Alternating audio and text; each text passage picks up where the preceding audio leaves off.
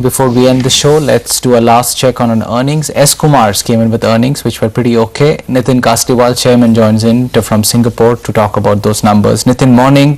If you could start by talking about the overseas business, I believe that pulled quite a bit of the top line and also contributed to the EBITDA line.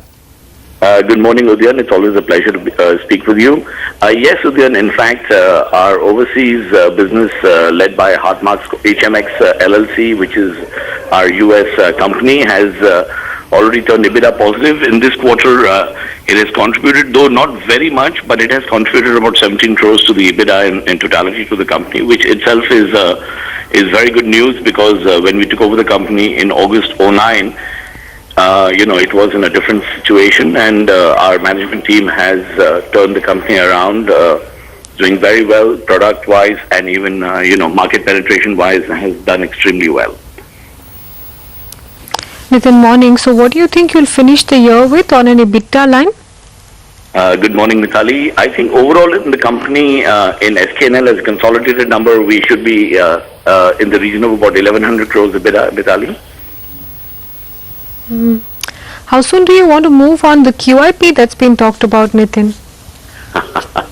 The QIP, as you're aware, we have an enabling resolution, and we are looking. I mean, it should be happening soon. I can't talk anything more about it in detail now, but hopefully something soon.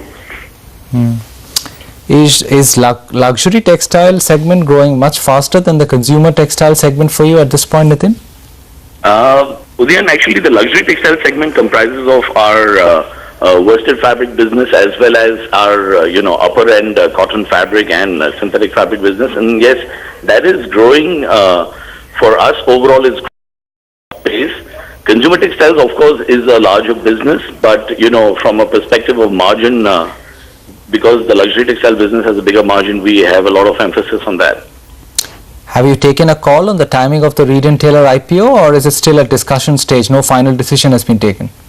No, actually the Reed & Taylor IPO documents is already under preparation. Hopefully our investment bankers will be filing this month. In the month of August. Yeah, that's this month. And then sometime towards, hopefully before the end of the calendar year, we should be hitting the markets. Of course, timing will be decided by the BRLMs. We have a top-notch team of BRLMs working on this deal with us. Thanks, Nitin, very much for those details. That's S. Kumar's laying out their numbers and plans for QIP and Reed & Taylor IPO. 1.3% higher that stock, just under that 85 rupee mark. With that, it's a wrap on Bazaar. Your stocks is coming up next for you.